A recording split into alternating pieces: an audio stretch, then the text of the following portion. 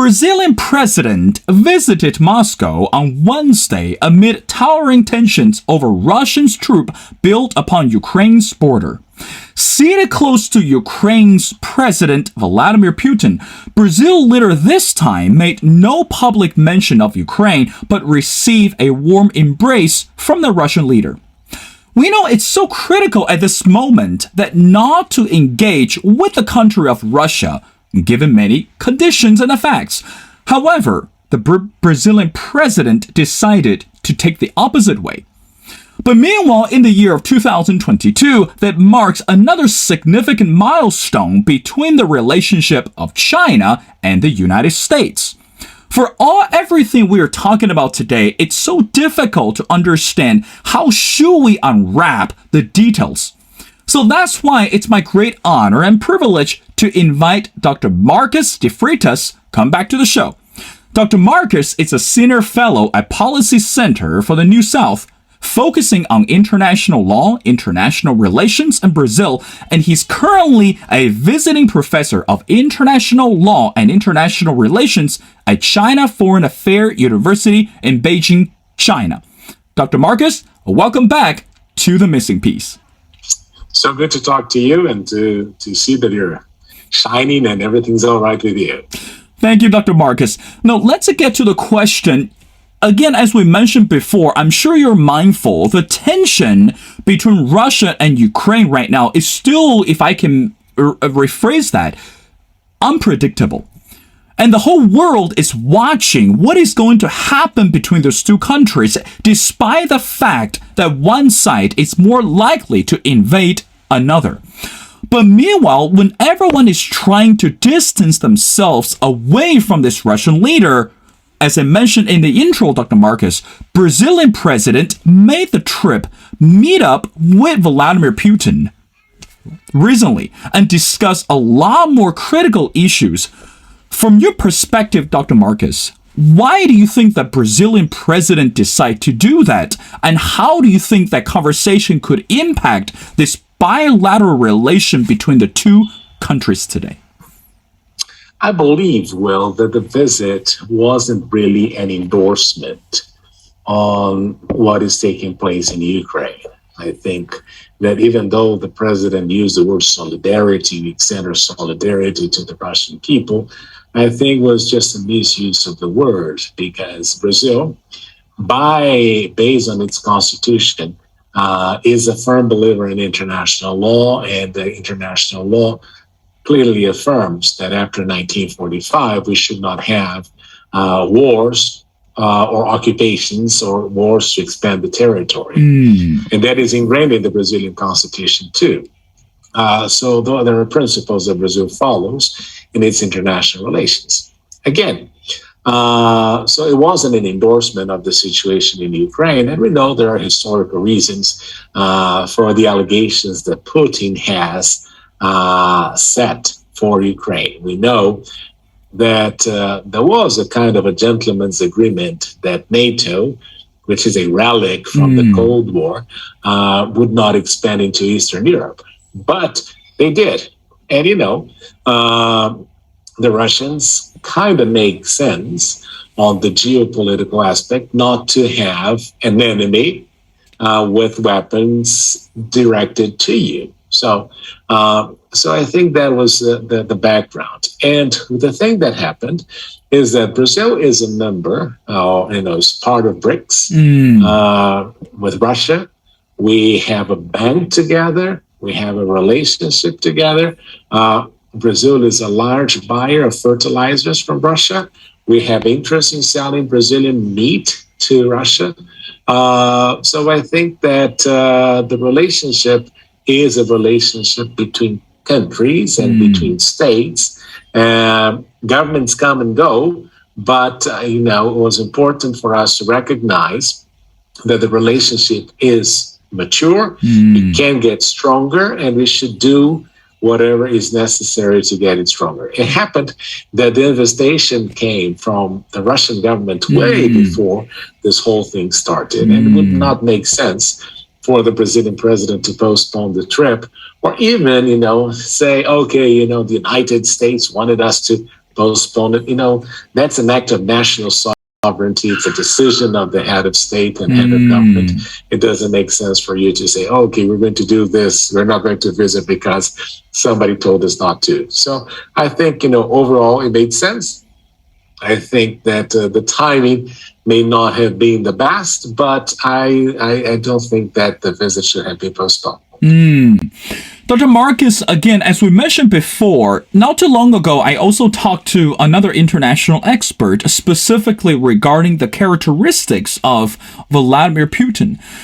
Given this condition, this character is so unique and this person is so unpredictable, especially towards the West. For decades, not only that we mentioned Barack Obama, Donald Trump, and until right now, Joe Biden, every single U.S. president been treating this character differently, and given the fact that everyone is trying to get a handle on this person, but I feel like the more they try it, the further they're being away from the fact, or they're being away from the truth. But coming back to the media side, Dr. Marcus, you are currently living in Brazil, and you are witnessing how this country is being shaped by the current president. So I want to know that from your perspective, why do you think that media today is showing the Brazilian president in this biased way? So in other words, why do you think there are so many misunderstandings about the Brazilian president whenever or however he does any international management? Of course, he doesn't help himself, right? He does say some things that are not as the wisest things to say and to declare sometimes. And I think that is one of the mistakes that he has. But Brazil has had throughout time a major communication problem when it comes to the building of our external image. And some time ago, I was on television and I said that the Brazilian government should also file a lawsuit against CNN, BBC, and some of these foreign media companies, because they always portray Brazil in a negative way. That's right. I always give this example. If a Brazilian journalist goes to the United States and they are going to cover some issue, they're going to go to Harvard, Columbia, Yale.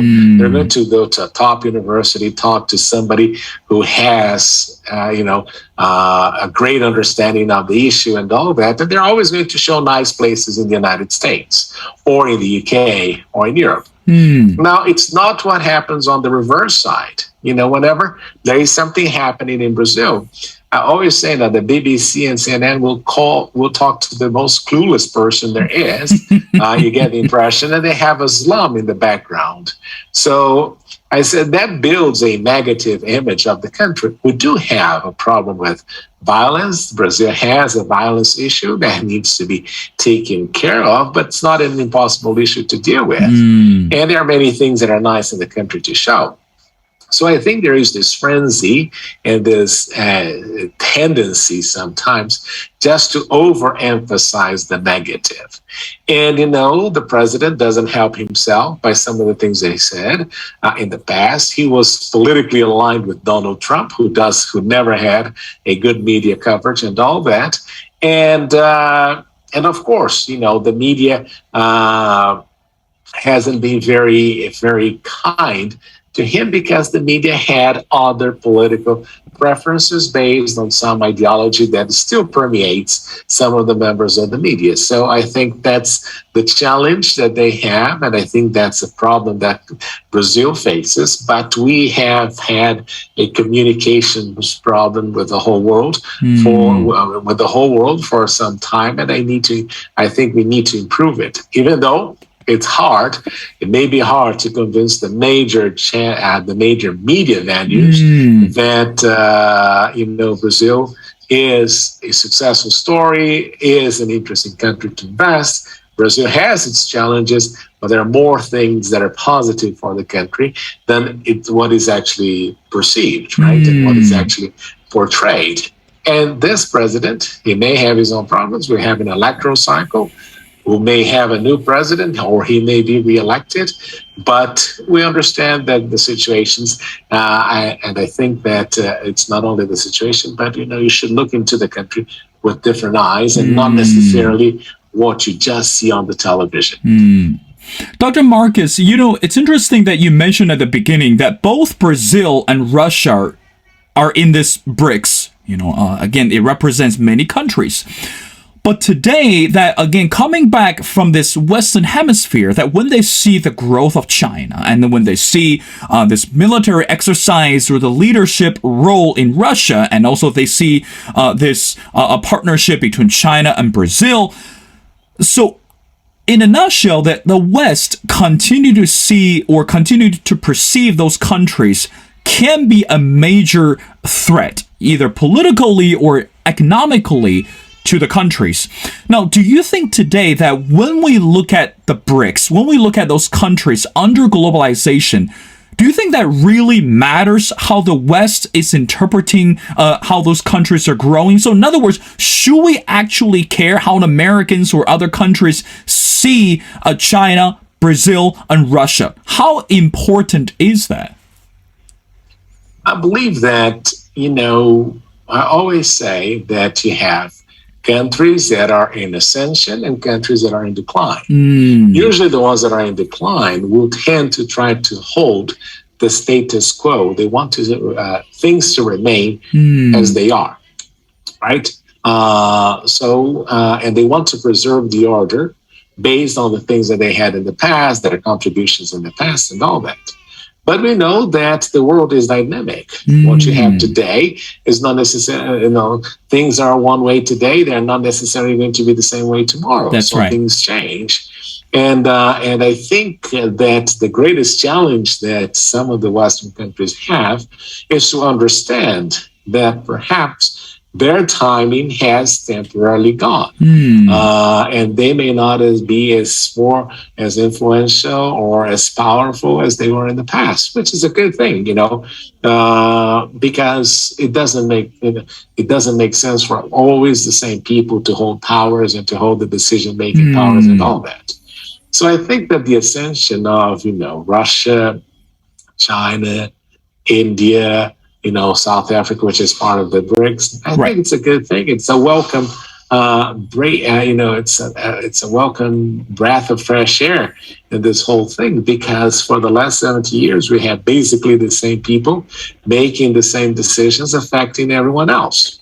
And the problem, I think, and I always like to emphasize this, is that if there was a little bit more opening on the opportunities, if the doors were a little less closed, perhaps these countries would be inserted into the system as they are and would not be willing to change because it would make no sense for them to change.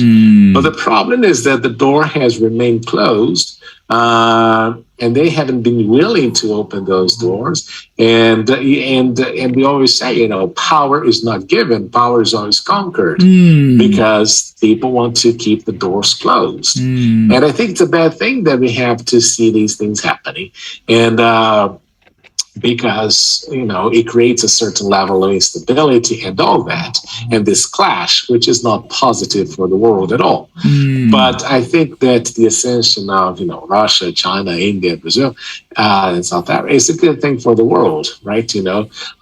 Because they bring a different perspective too, those are developing countries that want to have a say. And, if you think about and you consider the fact that the majority of the people live in developing countries, perhaps they should have a greater voice in the international arena. Again, a voice that is never going to be heard if though the doors remain closed to them. So I think it's a good thing. And of course, if you're a declining power and you're looking into this situation, you're always going to say, oh, those guys are never going to be able to organize themselves. They're never going to be able to reach an agreement, or they compete among themselves. Now, there are many people that go against BRICS because of that. They say, oh, the economies are so different.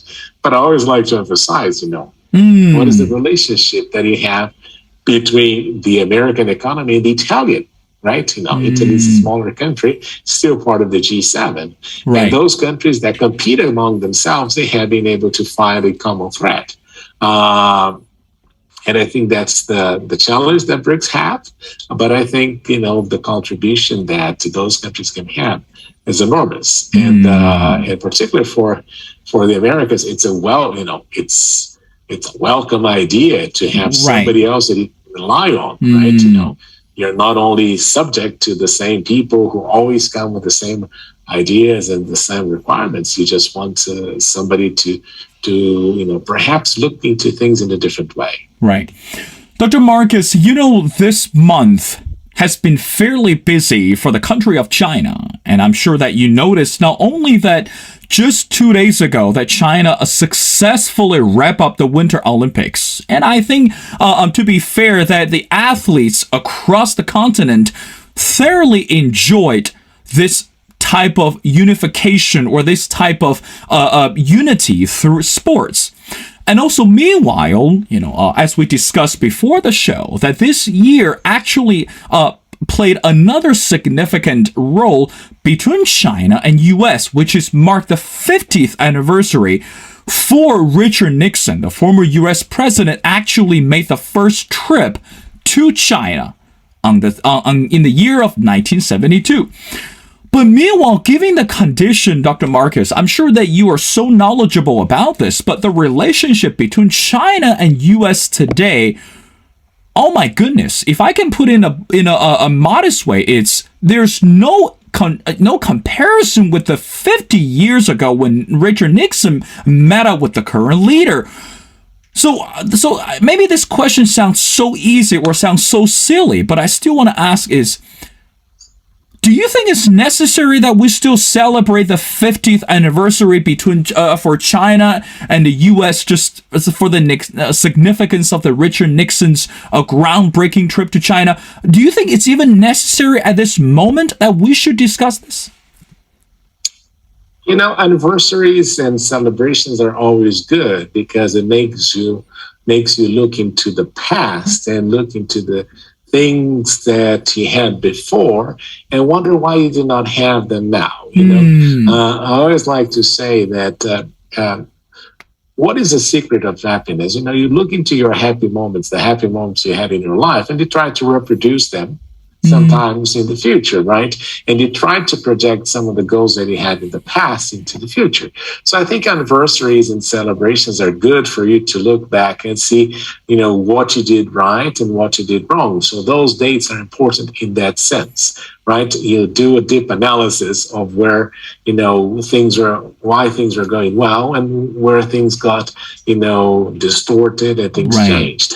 So that's my impression. Now, if you look overall, I think that the balance in these 50 years between the relationship of the United States and China has really been a positive one, despite all the current problems, that we have seen with the U.S. declining and China ascending, and the fact that, the Americans seem not to accept this trend, which is a normal repetitious thing, in the history of humankind. And considering that China has always been the largest economy in the world, except for the last 200 or 300 years, it's a normal trend that China having the largest population now with, GDP, with capacity to consume and all that, it makes perfect sense for China to return to its position. So it's something that you should not fight it, but you should accept it and try to work around it.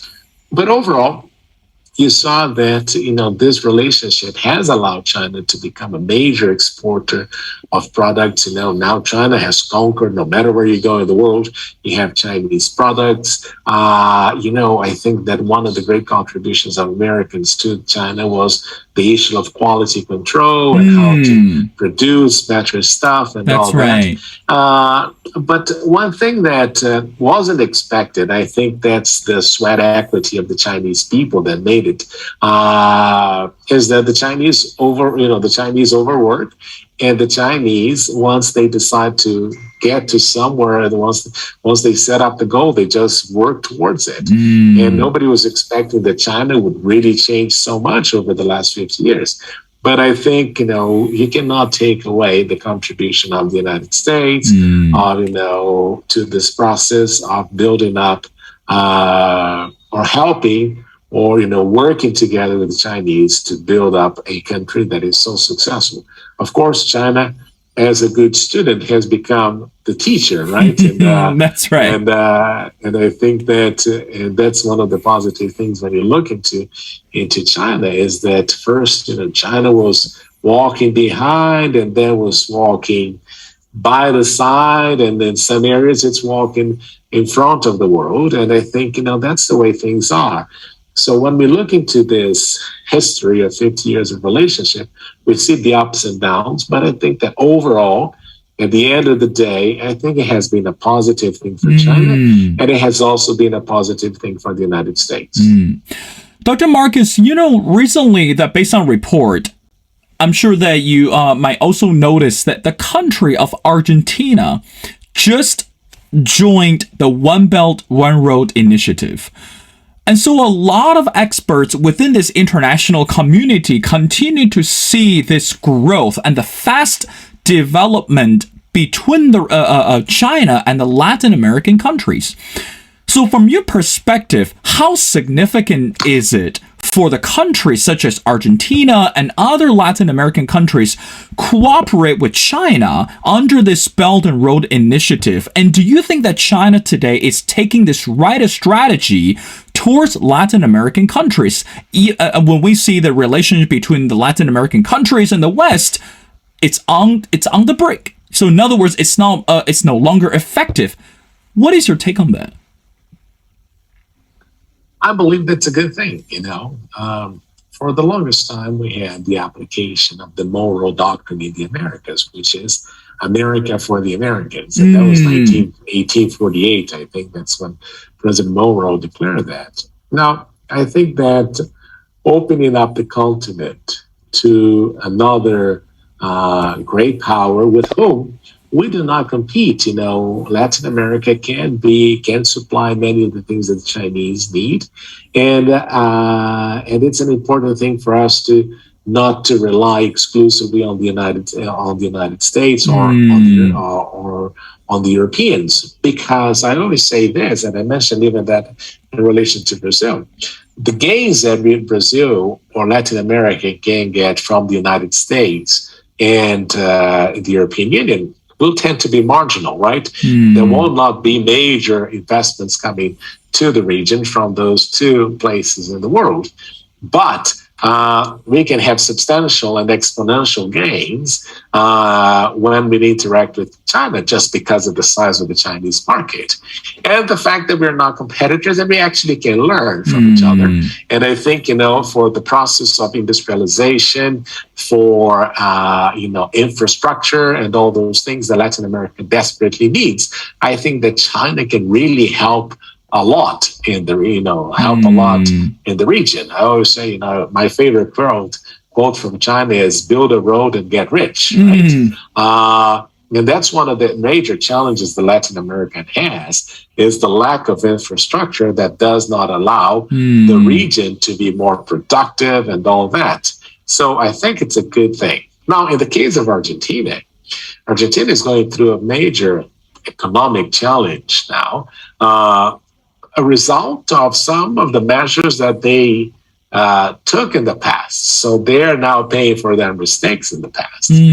But the problem is that they're trying to get access to funds from the IMF, from the Americans, and they're having a hard time. Right. So I'm sure that when President Fernandez went to President Xi Jinping and was able to get Argentina, first of all, to join Belt and Road, right, and second, the promise of 23 or $27 billion in investments in infrastructure and all that, which Argentina desperately needs, like Brazil, I think it was a good thing.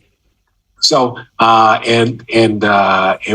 it's good. I always say this, it's good to have more centers where you can actually go and play, and instead of only having one source of funding or one source of anything, right? So I think it's important to have this diversity of players, of global players that can help you in certain circumstances. So I see with good eyes the whole thing of China coming into the continent, and you can see that China has become the number one trading partner for the majority of the region. based on the thing that I mentioned before, the gains with the U.S. and the European Union are going to be very marginal, while with the gains with the Chinese and China can be exponential. Of course, this will create some disruption. The United States may say, "Oh, why are the Chinese playing in our own backyard and all that?" Well, that's part of life. If you really want the Chinese out, you should bring in stuff, and you should, try to replace what China is doing in an economic way, which is not going to happen. Right. So I think, countries. There is a quote by a former British Prime Minister who served twice in government, and Lord Palmerston used to say that in international relations, you have no. What is that? He says is we have no perennial friends, no perennial enemies. The only thing that is perennial is the interests, right? The interests are perennial. So I think that's one of the good things when we look into this whole thing, where our interests lay as countries, and if China is the country that is able to provide and to meet these interests, more That's power right. to China. That's right, Dr. Marcus. I know you're fairly busy, but I do have two quick questions before letting you go. Now, Dr. Marcus, looking ahead in the year of 2022, and there are so many countries in Asia are coming up with elections. For example, South Korea is standing at the crossroads, and they're also facing another major election. And the country of India, and also they're going to have major election nationwide as well. So I want to know that right now, when we look at those countries, South Korea, India, and possible another countries in Asia and more, how significant do you think today that China can be one of the major factors played domestically for them? So in other words, when the voters domestically consider about their next presidential candidates, or when they're discussing these international policies, how much do you think that China matters to those countries in terms of election? Oh, it's essential, right? Even though foreign policy is not something that the electors think about, right? The voter, when they go to vote, they're thinking more about domestic issues. And we always say, foreign policy is not the number one concern of people when they're voting. But if you think about the world and the way things are right now, where things are so intertwined, right? We have high inflation in the world because the global supply chain has been affected by it, by the pandemic and all that. So I think that when all countries when people go in to vote, they need to think, when they think about their pockets, they need to realize also that the world needs to grow back, right? We need to go. We need to grow. We need to grow economically. And the only country that can really pull the situation now, that can really make things get back to normal, is really China and the vitality of the Chinese consumer market. So I think when you look into this situation, China is a big player. It affects the region. It's the backyard of China, right? For geopolitical reasons and all that, and the geographical location too. So when you look into that, I think that China is always a major player in the region, but not only in Asia, we have elections in Brazil too. That's right. And the Chinese factor is also extremely important. Okay. Now, Dr. Marcus, the last question I want to end, it's again going back to the relationship between Brazil and China. As we mentioned before, Brazil is also gearing up for another major election. And now this time, for decades, we know that China has always been consistent in terms of foreign policy. So in other words, China is not interested in interfering or meddling any international affairs, because we know that it's so important that we believe that other countries should respect the same thing in terms of Chinese domestic affairs. Now, looking ahead, how do you think that for this year that China and Brazil can cooperate better in terms of economic partnership and also political partnership, and also dealing with some of the major international crises? I believe there are three things to consider, and I'll make it very quick. Sure. I think that number one, Brazil needs to find ways to work with China and add value to the products that it sells to China, right? Because Brazil is selling commodities mostly to China.